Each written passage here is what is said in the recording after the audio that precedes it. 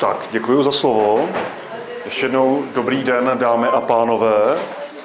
Já, jak je zde uvedeno, tak přicházím tedy z Asociace pro mezinárodní otázky a budu mluvit o klimatické změně a jejím dopadu mimo jiné i na rozvojové země a o tom, co se s tím dá dělat. Já začnu hodně zaširoka. Jako, ne, že bych si myslel, že to jako nevíte, netušíte, ale ono je někdy dobré si některé věci možná zopakovat, protože se tu zopakovat minimálně tu definici a zaširoka budu mluvit i proto, že vlastně některé ty věci, které souvisí s podstatou toho jevu, tak posléze ovlivňují možnosti nějakého jeho pozdějšího řešení. Čili otázka, co je to globální klimatická změna? Nejsem teda jako vyučující, takže vás zkoušet nebudu.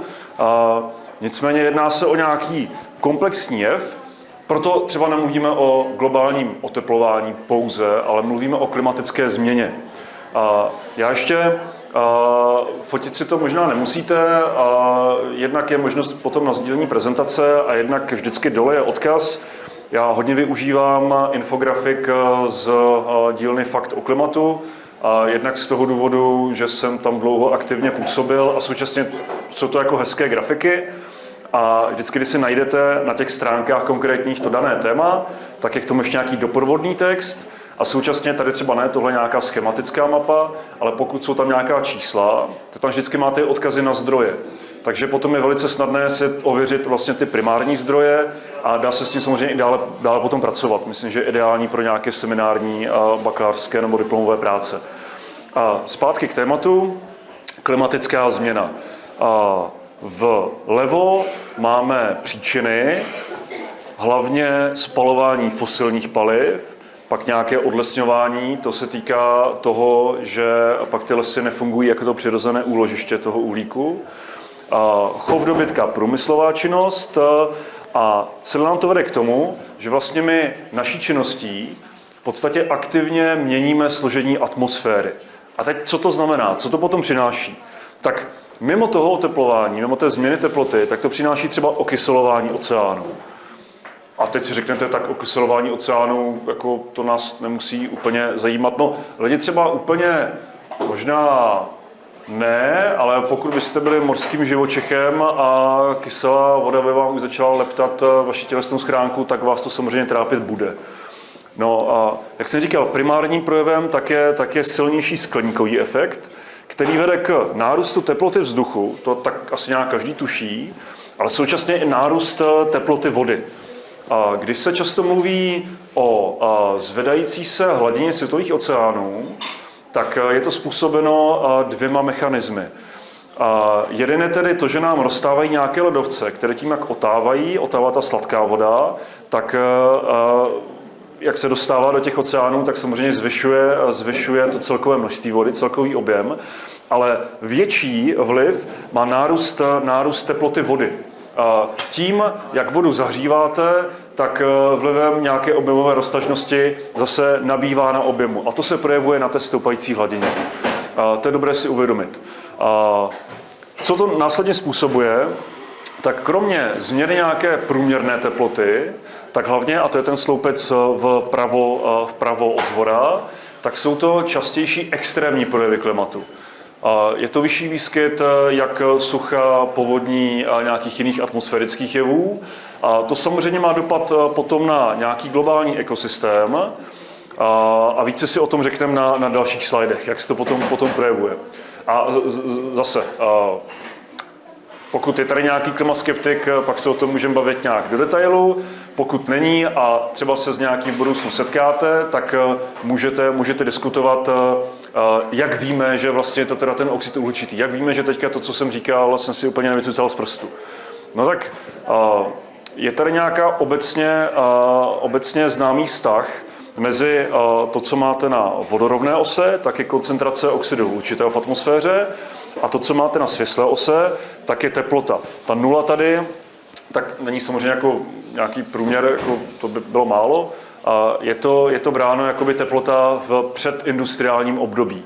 No a my podle pozorování, čistě podle pozorování, které odpovídá potom modelům. Poprvé ta teorie byla formulována někdy není to nic úplně módního, jako poprvé to bylo formulováno někdy v polovině 19. století. Tak my víme, že čím vyšší koncentrace je, tím vyšší je globální teplota.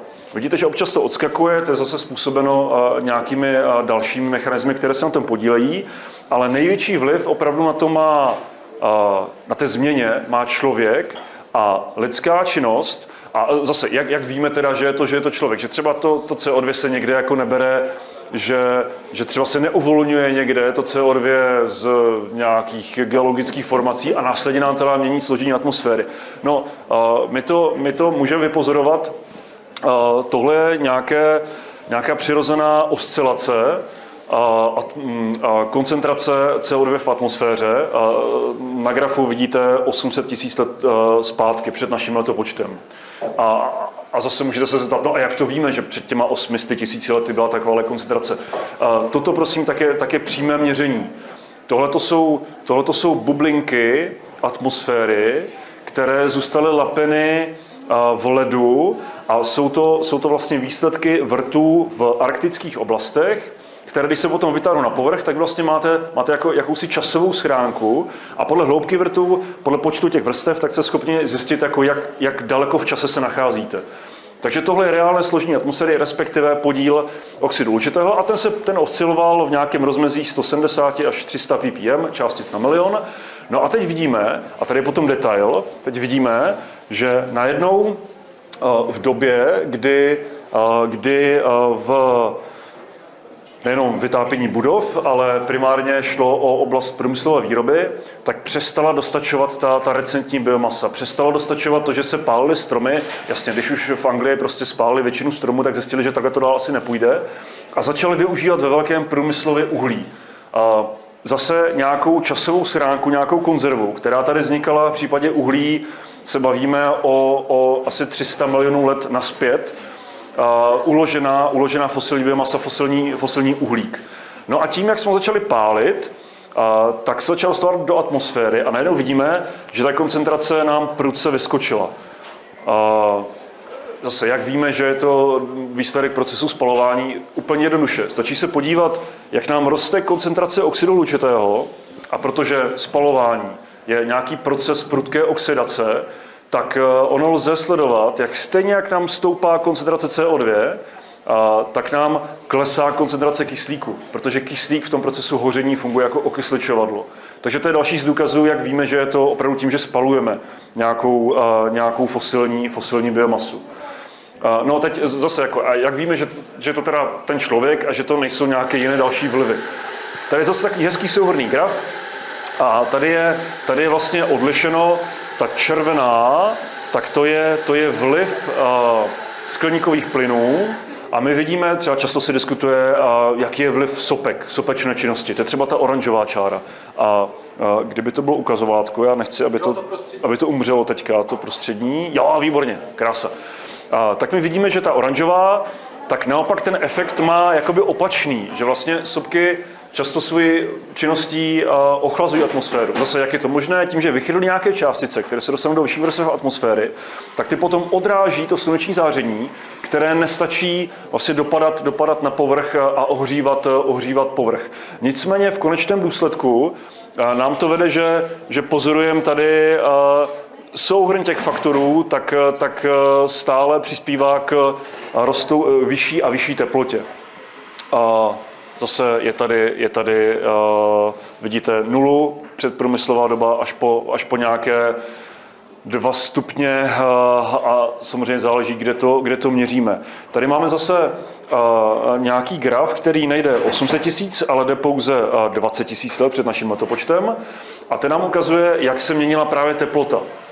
A jde o to, že samozřejmě tady probíhají nějaké přirozené oscilace.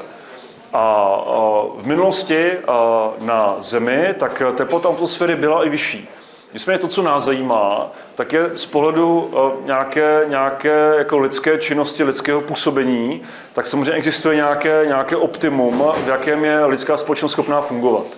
A my vidíme, že zatímco při konci poslední doby ledové došlo k nějakému poměrně prudkému oteplení, tak rozdíl mezi tím současným oteplením a mezi tím koncem doby meziledové, tak je to, že teď se ty procesy odehrávají asi řádově rychleji než předtím. Což klade opravdu, což vytváří velký tlak na fungování nějakého planetárního ekosystému a následně to ovlivňuje i společnost, která je stále na ekosystémových službách závislá nějakým způsobem. Trochu problém je, že se hovoří o teplotě, která je stažená k nějakému průměru. Jenomže průměr není úplně vypovídající s ohledem na to třeba, kde se nacházíme. My se nacházíme v České republice a vidíme, že zatímco ten průměr je teďka už v tuhle chvíli zase kvůli nějakým jevům, tak letos už to bude víc než ten 1,5 stupně, ale vidíme, že v České republice se otepluje rychleji. Už je to o více než 2 stupně. A tohle je za časový úsek tu není, ale zase, když se podíváte na stránku Fakta o klimatu, tak podle měření Českého hydrometeorologického ústavu je to více než 2 stupně za posledních jenom 60 let. Obecně severní polokoule se nám otepluje ta pevnina se nám otepluje rychleji. Já už jsem to řekl, chtěl jsem položit takovou chytrou otázku, jestli vás napadne, proč se severní polokoule otepluje rychleji. Je to podílem vlastně zemské pevniny a nějaké volné mořské hladiny. Samozřejmě máme i místa, kde vlivem nějakého oceánského proudění a distribuce následné teplot tak může dojít k určitému poklesu, ale obecně ty teploty globálně rostou, globálně stoupají, s tím, že vidíme, že třeba v zemi Františka Josefa od roku 61 už stouply teploty o více než 5 stupňů. Možná se zaznamenali 2 roky zpátky, tak bylo poprvé za polárním kruhem zaznamenáno přes 40 stupňů, což je jako těžko představitelné. Teď důležitá otázka. Proč je teda problém oteplení o 1,5, případně 2 stupně? Zase, všichni jste slyšeli, že existuje něco jako Pařížská dohoda, která říká, že bychom se měli snažit jednak tak, nebo ti signatáři by měli usilovat o to, aby globální teplota nestoupla o více než 2 stupně a směřovat ideálně k oteplení pod 1,5 stupně. A proč je tady tahle ta konkrétní číselná hodnota důležitá? A teď se vás zeptám, a teď budu chtít ne odpověď, ale jenom možná zvednutí ruky, jestli někdo z vás, jak tady jste slyšel o bodech zlomu, anglicky tipping points. Více než jsem čekal, mnohem více. Nějaký text. Jedná se o to, že planetární ekosystém tak je v nějaké dynamické rovnováze. A ve chvíli, kdy my překročíme určité body, tak následně se rozběhnou zpětnovazební mechanismy, které budou v té změně pokračovat i bez lidského přispění. Později se dostanu k tomu, jak by to vypadalo konkrétně. Ale jde o to, že pokud překročíme tento limit a my přesně nevíme, kde se nachází a ještě pro každou část toho planetárního ekosystému se nachází trochu jinde, ale my podle toho, co dneska víme, tak víme, že je to někde kolem 2 stupňů Celsia v porovnání s tou předindustriální érou. A ještě trochu problém samozřejmě, některé věci zjistíte s určitostí až zpětně. Takže snahou je nedostat se přes ty 2 stupně. Tady je taková vizualizace, která se snaží to jako nějak přiblížit, jak se to teda vyvíjí, že pokud by Země byla teda jako nějakou kuličkou, která se takhle kutálí, tak je tady nějaký semirovnovážný systém, ale pokud překročíme právě ten nějaký bod zlomu, tak se ty teploty stabilizují znovu, ale na úrovni, která bude výrazně vyšší, než jsou ty 2 stupně. Hovoří se až o nějakých 4 stupních globálně, což je, jak si později řekneme, což by byl velký problém. Takže proto je snaha udržet to oteplení pod ty 2 stupně globálně. A teď tady zase krásná série infografik, jsou to celkem 3 díly, já jsem z toho něco vybral. Opět je to na stránkách Fakta o klimatu, vždycky tady případně konkrétní link, nebo Google vám poradí. Teď ty konkrétní mechanismy zpětnovazební, které jsem zmínil. Jde o to, že vy samozřejmě sledujete nějakou energetickou bilanci Země. A teď ve chvíli, kdy vám dopadá slunce, sluneční záření, vám dopadá na nějaký zaledněný povrch, tak asi tušíte, že led většinou bývá takový světlý, bývá většinou, jako, nebojím se říct, že má až jako bílou barvu v podstatě. A když na něj dopadne to sluneční záření, tak z části se odrazí. A ta pohlcená energie tím zaledněným povrchem je výrazně menší než v případě volné mořské hladiny, která naopak je většinou jako taková hodně tmavá v porovnání s tím ledem. A byť ty rozdíly jsou velmi malé, jsou to řádově jednotky wattů na metr čtvereční, tak v tom globálu, když to stanete na celý povrch, respektive na ten dneska ještě zaledněný povrch, tak pokud by zmizelo to zalednění severního ledového oceánu, tak najednou změníte celkovou energetickou bilanci. Najednou spousta té energie, která dříve byla odrážena tím ledem zpátky do atmosféry, tak najednou vám v té atmosféře zůstane. Což je jeden z těch mechanismů, který přispívá k tomu, že to je to, co jsem popisoval, to proč by ten růst pokračoval dále. To stejné v případě permafrostu, což je trvale zmrzlá půda, tak ona je trvale zmrzlá za normálních podmínek.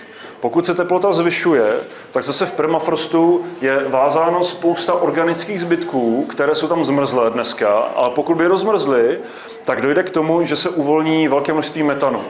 A metan je dalším skleníkovým plynem a má tu nepříjemnou vlastnost, že má násobně vyšší oteplovací potenciál v porovnání s oxidem uhličitým. Pokud by k tomu došlo, tak zase je to mechanismus, který uvolní velké množství dalších skleníkových plynů do atmosféry, i bez toho, že by se člověk o to jakkoliv by dál ten mechanismus podporoval. Ano, a dnes se bavíme o rozvojových zemích, o rozvojové situaci v rozvojových státech. A to, co tady jsou ty nenápadné určitým odstínem zelené zvýrazněné oblasti horské ledovce. Proč jsou důležité horské ledovce? Proč je důležitá nějaká sezónnost odtávání horských ledovců? Vás asi napadne, že představte si, že jste zemědělec. Představte si, že pěstujete potraviny buď to někde v Jižní Americe, nebo někde v Číně nebo v Indii. A vy pokud pěstujete nějaké rostliny, tak ty rostliny logicky vyžadují nějaké podmínky. A mimo jiné vyžadují závlahu. A vy pokud najednou nemusí se stát ani to, že tu vodu třeba vůbec nemáte, ale stačí to, že ve chvíli ty ledovce začnou odtávat dříve na jaře a i když projde třeba těmi řekami stejný objem vody, budou mít stejný průtok, ale jinak časově rozložený, tak ve finále se vám stane to, že samozřejmě rostliny jsou závislé na nějakých vegetačních obdobích a ve chvíli, kdy najednou vy nebudete mít tu vodu, v ten okamžik, kdy ji potřebujete, tak máte problém. A zase máte problém takový, že ve chvíli, kdy samozřejmě nevypěstujete ty potraviny, no tak my se bavíme o oblastech, řekněme, že v Jižní Americe tak nějakých asi plus minus 600 milionů lidí, ale Čína, Indie, každá z těch zemí asi 1,3–1,4 miliardy lidí. Samozřejmě můžete říct, no tak dobře, tak se neurodí, tak se ty potraviny nakoupí, dovezou odinut. To se dá třeba udělat krátkodobě, pokud máte vůbec finanční prostředky. A nepochybuji o tom, že Čína třeba má jako nějakou likviditu, že by byla schopná nakoupit na nějakém globálním trhu dostatek potravin, ale v případě Indie se tím už tak zase úplně jistý nejsem. A poté byste měli problém, kde budete mít spoustu lidí, kteří nebudou mít co jíst, což samozřejmě není úplně žádoucí situace. Další body zlomu tak jsou zachyceny tady. Jak jsem zmiňoval, tak nebavíme se o globálním oteplování, ale o globální změně klimatu. A zase, možná někteří z vás zaznamenali extrémně nízké teploty v roce 2020 ve Spojených státech. Byly to takové ty záběry, kdy v Texasu najednou nasněžilo, na což Texasané nejsou úplně zvyklí.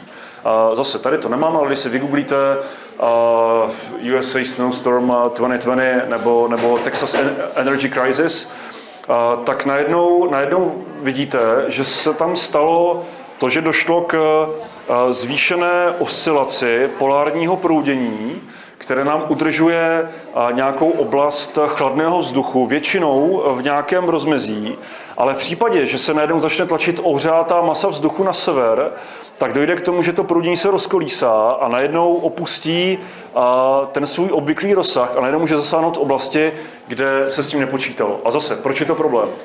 Většina z vás, jak tady jste, tak jste technici, takže víte, že když něco projektujete, něco navrhujete, tak vždycky funkčnost nějakého technického výrobku, ať už je to budova, ať už je to auto, tak je navržena, nebo musí počítat s nějakými okrajovými podmínkami. A jednou z těch podmínek tak je nějaká provozní teplota. A v případě, že navrhujete třeba železnici, máte nějaké koleje, které, když bude teplota příliš vysoká a nebudete s ním počítat, nebudete mít hodně dimenzované nějaké dilatační spáry, tak se na ty koleje skroutí. To samého problém u mostů třeba. To samého problému u energetické infrastruktury, která zase je navržena na nějaké provozní rozmezí, a ve chvíli, kdy ho překročíte, oběma směry, ať jsou to nějaké výkyvy směrem nahoru, výkyvy směrem dolů, tak najednou máte problém, protože najednou vám přestane fungovat doprava, elektřina, což jsou poměrně jako zásadní věci pro fungování lidské společnosti. Jak to obecně na společnost dopadá? Tady je taková neveselá predikce, je to ze studie, která je citována zde. A jak jsem říkal, člověk je zvyklý fungovat, nebo lidská společnost je zvyklá fungovat v nějakém daném teplotním rozmezí. A v rámci téhleté studie citované tak zkoumali, co by se stalo za 50 let, tady je to zmíněno, 2070, kdybychom pokračovali business as usual, kdybychom dále pokračovali v tom pálení fosilních paliv, vypouštění uhlíku do atmosféry, k čemu by to vedlo? Jak jsem říkal, 1,5 nebo 2 stupně je takové jako těžko uchopitelné. Zase, kdo tady řešíte nějakou techniku prostředí, tak víte, že tak 1 stupeň, ono samozřejmě záleží na dalších faktorech, včetně vlhkosti, ale 1 stupeň je tak jako rozlišovací schopnost lidského organismu. Že třeba poznáte, že teplota se zvýšila nebo snížila o stupeň. A není to úplně intuitivní, protože my se tady potom bavíme, to je ten průměr totiž. My se bavíme o tom, jak se může projevit lokálně, a tady je řešena nějaká střední roční teplota, a zatímco dneska nějaká průměrná roční teplota je vyšší než 29 stupňů Celsia v oblastech, které jsou na té mapě černě, což jsou oblasti, kde na Sahaře moc lidí jako úplně nežije, nebo alespoň se nezdržují v těchto oblastech, protože je to problém, je to životu nebezpečné. No a teď jde o to, že kdybychom následovali ten emisní scénář, který počítá s tím teda, že by nedošlo k žádnému omezení našeho vypouštění uhlíku do atmosféry, tak najednou ta oblast z té černé tak se rozšíří na tu vyšrafovanou oblast. A jak jsem říkal, tady na tomhle kontinentu asi 600 milionů obyvatel. V Africe 1,3 miliardy obyvatel. Samozřejmě rozloženo nerovnoměrně, ale zasáhlo by to velkou část kontinentu. A Afrika má dohromady víc obyvatel než Evropa a Severní Amerika. To samého zase Indie. Bavíme se o tom, v případě Indonésie, bavíme se o tom, že jsou to země, kde jsou 100 miliony až miliardy lidí. A tady se počítá, nebo výstup té studie byl, že by to zasáhlo 3,5 miliardy lidí. Zase podle nějakého scénáře, nějakého vývoje populace budoucí. Proč je to problém? Proč je to problém třeba pro nás, kteří zase tak jako postiženi nebudeme? Já osobně třeba nepochybuju o tom, že tady máme dostatečné jak technické, finanční, lidské a jiné kapacity na to, abychom se dokázali do značné míry s klimatickou změnou vyrovnat. Tady to nemusí být zase takový problém. Ale bude to problém pro oblasti, které dneska obývají miliardy lidí. A bavíme se o teplotách, které jsou takové, že nevím, kdo jste zažil, když byly venkovní teploty, a asi v Česku úplně ne, ale kdo jste zažil třeba 40. To jsou teploty, říkám samozřejmě, ano, záleží ještě na vlhkosti, ale obecně jsou to teploty, kdy jste schopni jako fungovat, přežívat, pokud jste zdraví, pokud nejste nějaké dítě nebo nějaký starší nebo nedej bože nemocný člověk, ale nejste schopni jako moc třeba jako něco dělat, nejste schopni úplně fungovat venku. Takže buď to teda se všichni přestěhujeme do těch klimatizovaných budov, a opět, jak víte, tak klimatizace je poměrně energeticky náročná, zase to není úplně zadarmo. A pokud náš energetický systém je založený na spalování fosilních paliv, tak je to docela takový jako uzavřený kruh. A nebo se pokusíme s tím něco dělat, aby k tomu nedošlo. Protože pokud by k tomu došlo, tak tady je taková mapa, která to ještě stahuje nebo rozšiřuje na další fenomény, jako jsou teda nejenom zvýšené teploty, ale i riziko požárů, sucho, a to zelené se přiznám, že nevím, co je, lze to opět dohledat na tady tom zdroji. A zase se bavíme o tom, že budou zasaženy oblasti, které jsou obývány velkým množstvím lidí. A zase, já jsem to nezmínil u toho posledního slajdu, proč je to problém pro nás. Vzpomeňte si rok 2015, migrační krize. Řešili jsme asi 1 milion lidí, kteří přicházeli do Evropy, ať už z Afriky nebo z Blízkého východu. A jaký to byl problém, jaké to způsobilo společenské problémy, které dodnes některé země se s tím nějakým způsobem vyrovnávají. A to byl 1 milion lidí. 1 milion lidí, co sem přišli. A teď se bavíme o řádově miliardách lidí, kteří logicky, kdybyste byli v jejich kůži, tak taky nebudete čekat, co bude dál, ale budete se snažit dostat někam, kde budou podmínky k životu vhodnější. Což právě může být problém mimo jiné pro nás. A jak říkám, problém řádově horší, než tady byl v době, kdy bylo něco, co dneska označujeme za krizi. Takže ano, je v našem zájmu zabránit oteplení více než o ty 2 stupně. A teď je otázka, jak to udělat. Jak jsem říkal, zásadní je množství uhlíku, které vypouštíme. To, co je tady, ten šedý blok, tak je to, co už jsme vypustili oxidu uhličitého a je to nějakých 2300 gigatun. Já chápu, špatně se představuje, je to hodně. Kdybyste na to viděli zblízka, vidíte, že tady jsou takové čárečky, které naznačují, oddělují to po dekádách. A vidíte, že postupně ten objem, který je tady stažený na plochu toho vybarveného pole, tak za každou dekádu, za poslední dekádu to bylo více než za tu předchozí. A zase tam bylo více než za tu předchozí. A kdo je tady věkově, dobrá, tady v místnosti nás moc není, co jsme tak kolem třeba blížíme se ke 40, tak jsme se narodili v době, kdy to množství člověkem vypuštěného oxidu uhličitého bylo poloviční. A to tempo se neustále zvyšuje a tady tahle ta část nám ukazuje, jaký máme teda ten ještě prostor pro to, kolik ještě můžeme vypustit, aby to nebyl ten popsaný zásadní problém. 400 gigatun to je v podstatě méně, než kolik lidstvo vyprodukuje za dekádu. Pro udržení oteplení pod 1,5 stupně. Proto osobně jsem trochu skeptický, že se podaří udržet oteplení pod 1,5 stupně. Dalších 750 gigatun, proto abychom se dostali pod ty 2 stupně. Zase, tohle jsou nějaká čísla, špatně se to představuje.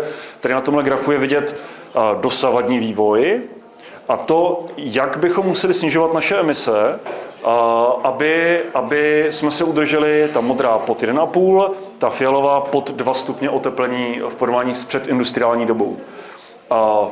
Zase, je to nějaký graf, těžko si pod tím člověk představit něco konkrétního, takže důležitá otázka je, na co se soustředit. Jak jsem říkal, problém je obecně spalování fosilních paliv, uvolňování jakési časové konzervy toho zakonzervovaného uhlíku a jeho vypuštění do atmosféry. S čím jsou tady ty procesy spojeny? V naprosté většině jsou to procesy, které nějak souvisí s energií, s výrobou energie. A můžeme se bavit o výrobě energie pro účely průmyslu, pro účely dopravy, nebo pro účely, nevím, jestli tady je to rozdělení, jasně, energetické použití energie v budovách. 17,5%. Záleží, kudy ten řez vždycky vedete, záleží, jaké statistiky používáte. Tady je to třeba srovnatelné s sektorem dopravy nebo s použitím energie v průmyslu. Pak záleží třeba, jestli sledujete zvlášť jakoby ty energetické zdroje, které vám poskytují například elektřinu, jakožto jakostní formu energie nebo teplo. V každém případě naprostá většina souvisí s hospodařením s energií. A proto možná takový apel na vás, záleží na tom, jak jsou budovy energeticky efektivní. A teď, jasně, to, co už jsem zmínil, tak tohle je vývoj spotřeby primárních energetických zdrojů. A vidíme, že tradiční biomasa, to je ta recentní biomasa těch rostlin, tak ta se stále drží, ale někdy od té poloviny 19. století se přidává nejprve uhlí, později ropa, následovaná zemním plynem. A i když alternativy nabývají na třeba rychlosti instalace, nabývají na výkonu, pořád zajišťují velmi malou část pokrytí našich energetických potřeb. Pořád tohle jsou primární energetické zdroje. pořád naprostá většina je ropa, uhlí a plyn. Takže otázka, co s tím? Já začnu nejprve na lokální úrovni a začnu teda tím, co dělat v České republice. Jak jsem říkal, záleží, kudy vedete ten řez, záleží, jakou použijete statistiku, tohoto jsou data z Eurostatu a tady máte rozděleny sektory, dneska už na faktech o klimatu visí trochu jiná verze grafu, nicméně tady byla řešena energetika samostatně a vidíme, že energetika, to je ta červená část toho koláče, tak je u nás asi 40% emisí. Vidíte, že jednotlivé elektrárny uhelné tak mají srovnatelné emise, kdybychom třeba vzali dohromady tu trojici, tak už jsme někde na úrovni celé automobilové dopravy. Je to hodně a v prvním kroku bychom měli řešit tedy náš energetický systém. Zase možná dvě takové poznámky. Jedna je ta, že vždycky, když vám někdo ukáže nějaký graf, tak se opět ptejte na to, jaké jsou ty okrajové podmínky, jaká data to využívá a co vlastně na tom grafu vidíte. U Eurostatu se jedná o to, že ty sledované emise jsou vždycky ty, které vznikají na území kterého daného členského státu. Takže tohle jsou emise, které vznikají v České republice. Nicméně, pokud sledujete situaci v energetice, víte, že stále vyvážíme ještě poměrně hodně elektřiny do zahraničí, takže my tím vyvážíme i část těch emisí. A proto je dobré sledovat, jaká je situace globálně. Asi tušíte, červená je import, modrá je export. Největším exportérem emisí ve formě zboží vyprodukovaného, protože ať vyvezete solární panel, ať vyvezete auto, ať vyvezete jakýkoliv jiný výrobek, tak on má v sobě zabudovanou nějakou uhlíkovou stopu. A nejvíce vyváží Čína a nejvíce dováží státy západní Evropy, případně Spojené státy. Česká republika je tady, tohle jsou data studie z roku 2014, data jsou třeba 2011, 2012. Tady Česká republika vycházela, ta bilance byla neutrální. Je to tím, že sice vyvážíme hodně elektřiny a tím pádem emisí, protože stále, věřte nebo ne, stále nejvíce elektřiny v České republice se vyrábí z uhlí.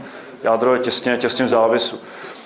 Tak stále vyvážíme, ale samozřejmě zase dovážíme spoustu výrobků, a nejenom výrobků, ale třeba i když si dáte, já nevím, nějakou hovězí svíčkou z Jižní Ameriky, tak asi tušíte, že ta stopa je spojená jak s těmi kravičkami. Pozor, kravičky neprdí metan, kravičky ho říhají, respektive ne kravičky, ale ty symbiotické bakterie, které žijí v těch jejich žaludcích. A zase produkují metan. A zase je to, co je v tom permafrostu, to, co nechceme, aby bylo v atmosféře. Ano, taková bioplynová stanice tak je vlastně taková velká betonová, napodobuje ty procesy, které probíhají v tom kravském žaludku, akorát s tím rozdílem, že tam ten metan energeticky využíváme nějakým způsobem. To byla jedna poznámka a druhá poznámka je, ještě jasně, tak tady nějaké číslo, kolik tun oxidu uhličitého na osobu, je to zase těžko představitelné. Donedávna jsme byli asi na dvojnásobku globálního průměru, ale vzhledem k tomu, že v Česku ty emise trochu klesají a ten globální průměr trochu roste, tak dneska přepočtu na hlavu produkuje každý Čech, nebo na každého Čecha je produkováno asi o 40% více emisí než je globální průměr. A třeba 5násobek emisí nebo 4,5násobek emisí v porovnání se státy jako právě Indie nebo Pákistán. Předpokládám, že později o tom ještě bude řeč, že další řečníci to zmíní, že tady je určitá nerovnost mezi tím, jaká je emisní produkce napříč státy. A zůstanu ještě u České republiky a o tom teda, co dělat. A nebo co nedělat, záleží, jak si to vezme. Tady je to staženo k časovému horizontu 2030. Jsou tady popsány různá opatření a jsou tady opatření spojená s nějakou individuální spotřebou plus minus, prosím, neberte mě za slovo, a nějaká, řekněme, systémová opatření. Kdybychom buď to polovinu z těch 6,5 milionů aut registrovaných osobních v České republice odstavili, anebo jezdili o polovinu méně, tak se sníží emise asi o necelých 5%, což není úplně hodně. Kdybychom přestali konzumovat maso, kdybychom snížili naši spotřebu masa a mléka, protože mléko zase pochází z kraviček, nebo sýra a jiných mléčných výrobků, tak v součtu jsme taky asi na nějakých 5%. Pak je tady snížení spotřeby elektřiny v domácnostech na polovinu, a zase ne něco úplně reálného, tak je to 6%. Snížení emisí z vytápění na polovinu, ale pozor, v sektoru domácností pouze, tak jsou to zase nějaká 4%. Já neříkám, že tady tohoto bychom dělat neměli, jenom říkám, že pokud bychom tady něčím měli začít, tak jsou to scénáře, které řeší tu systémovou změnu, řeší dekarbonizaci sektoru energetiky. A to je zase na samostatnou přednášku, takže asi půjdeme dále, případně kdyby potom zájem v diskuzi. To, co třeba to řešení není, tak je výsadba stromů. Ta vám něco je schopná zajistit tím, že vlastně vytahuje ten uhlík z atmosféry a zabudovává ho do těch organismů, těch stromů. Nicméně je to velmi málo v porovnání s tím, kolik toho vypouštíme. Takže tohle byla Česká republika. A teď je otázka, co dělat globálně, protože Česká republika je pouze jednou ze zemí. A proto je dobré vidět, jak jsou na tom jiné země. Tohle je vývoj emisí opět a vidíme, že velkou část emisí vypouští obecně tady. Tohleto je oblast Asie. Tohle je Asie bez Číny, tohleto je Čína. Pak tady máme Indii. Vidím, že třeba Afrika je to velmi málo. Jak jsem říkal, na to, že Afrika má stejný počet nebo vyšší počet obyvatel, než má Evropa a Spojené státy, tak vypouští těch emisí jako minimum v porovnání s těmito zeměmi. A zase je to jeden způsob, jak tady jsou ty emise teda staženy k nějakému geograficky definovanému území. Tohle jsou ty aktuální emise, ale je dobré také sledovat nějaké historické emise, celkovou nějakou emisní stopu.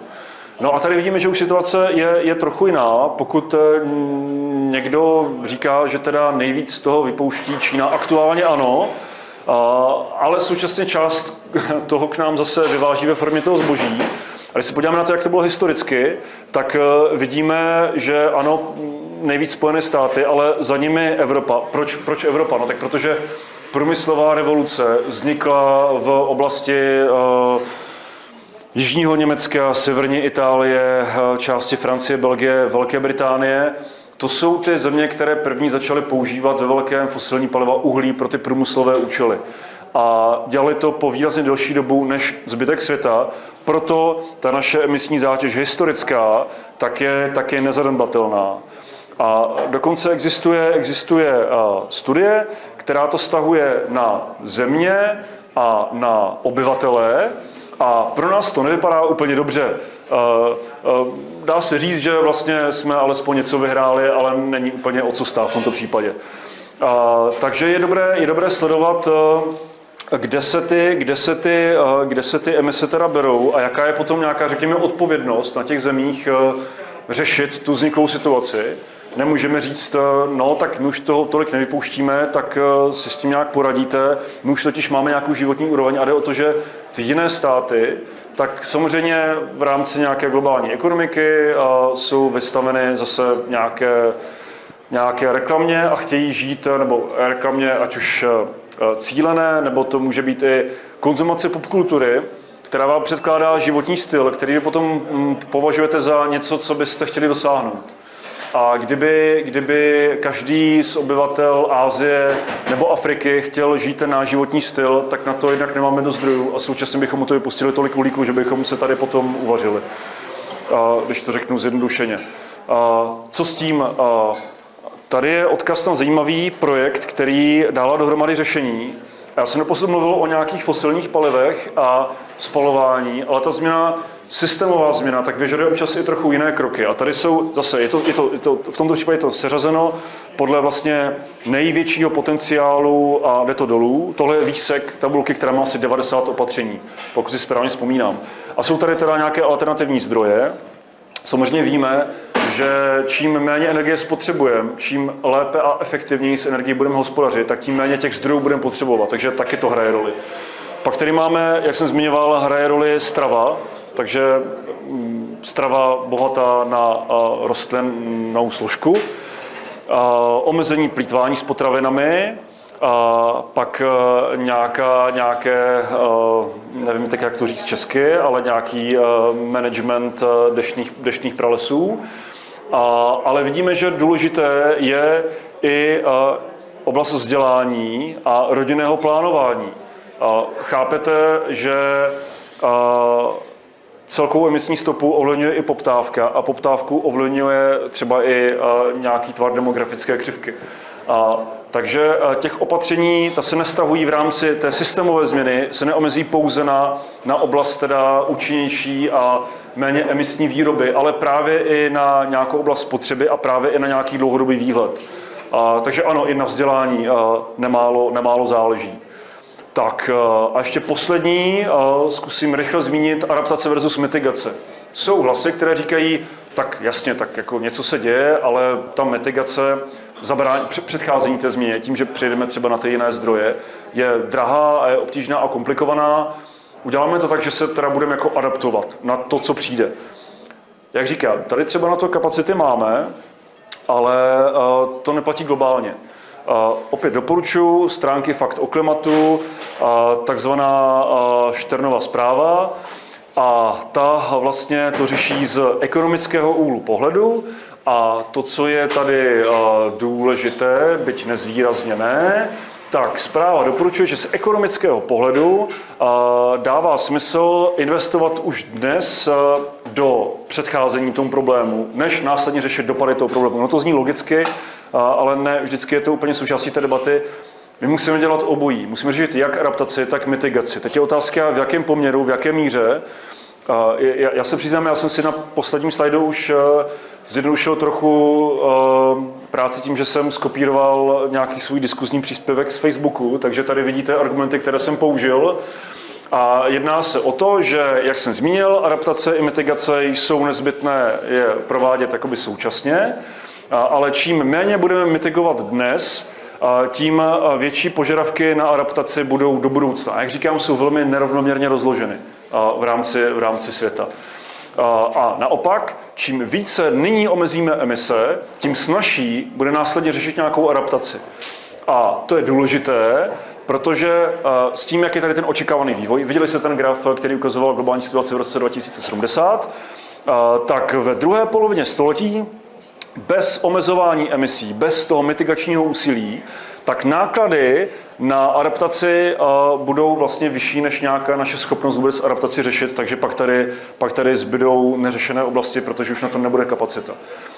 Takže toliko asi za mě, vyčerpal jsem asi ne téma, doufám, že ne vás, ale čas určitě. Takže já předávám slovo dalším řečníkům, kteří to vezmou potom více do detailu a nebudou tady tak obecně mluvit jako já. Tak děkuji.